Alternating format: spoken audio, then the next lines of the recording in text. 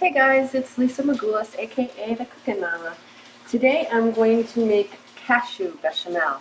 Now bechamel is a French word. It's really a white medium cream sauce, and it's traditionally made with butter and flour and milk. So it's like a roux. Years ago when we were kids, I don't know if you guys ever took cooking classes, but that was one of the very first things we learned was how to make a roux.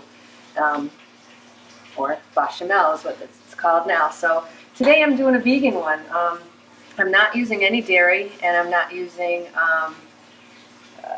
cheese. Actually, I am going to make this so that it has cheese flavor, and it's really, really, really yummy. So we're going to start off with my pan's heated up already, and we're going to sweat the onions. I don't know if you remember in one of the other videos I talked about sweating the onions, and I'm going to lower the heat. So I wanted the pan hot. You want to actually go over a medium heat. So you shouldn't hear the sizzling sound. So I want the sizzling sound to go away. Sweating will make the onions become translucent over a longer period of time rather than sauteing, but it makes them really sweet and more flavorful.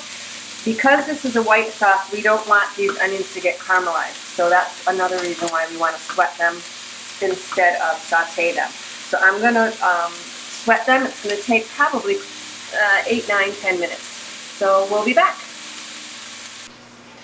So the onions are done. You know me, I'm always multitasking, so they are a little brown.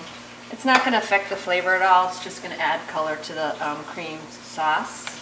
Not cream, but the sauce, the bechamel. I'm adding the garlic, and I'm going to let that cook about another minute or so until the garlic's all cooked up. And then we're going to put the bechamel together. Okay, so the garlic cooked up about a minute. You just want to, again, saute that so it cooks up. You don't want it too potent. And basically, let me show you. This is what we're going to do. We're going to throw the onions and garlic in the blender.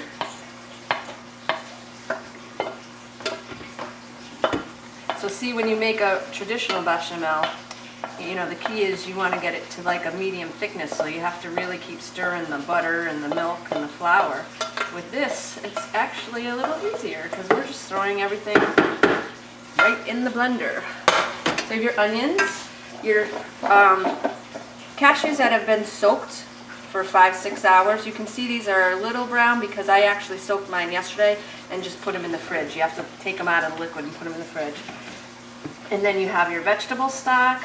You add that. I'm not going to add all of it. I want to see what the consistency comes out to be because I didn't measure the cashews. I don't really always measure. The onion powder, the nutritional yeast. The nutritional yeast is what's going to make it taste cheesy. And then some nutmeg. Now you can use powdered nutmeg. That's fine. I use powdered nutmeg a lot, but I just so happen to have fresh nutmeg in the house, so I'm using the fresh in this. And nutmeg, it's not really very overpowering. It gives it a nice little warm flavor. So that's it. We're gonna mix it up in the blender. Make sure the cover's on tight. Now with a blender, what you're gonna want to do is start on the lowest speed until the stuff, the nuts chop up good, and then just keep going higher and higher and higher and higher until you get to the liquefy state. You should do that with your smoothies too, because it actually chops the fruit up better. Food.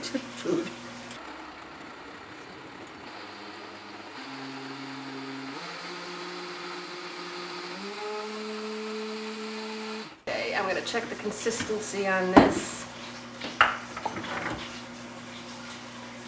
Yeah, very good. So you can have it a little thinner if you want. If you want it thicker, just don't add as much of the broth. But we're good to go. I mean, I'm going to show you boiling some water now for some pasta. I'm going to put it on some elbow macaroni with some broccoli, and it's going to be fabulous. The flavor is really, really, really yummy. So if you ever get an opportunity to make it, I say go for it. The other thing is when it gets cool, it does get thicker, so always save some of your stock when you're going to reheat this. All right, we'll come back in a minute. So our pasta and our broccoli is all ready. I am going to add the bechamel sauce to it. And I just have to tell you, right? This is just so delicious. You could probably do this with chicken or, I don't know, maybe you think it would be good like on salmon or something, Sparrow? Sure.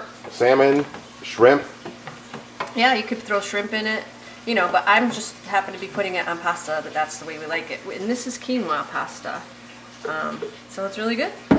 So there you have it. I hope you enjoy it, and I hope you try it first, and I hope you enjoy it. I'm sure you will. But that's it.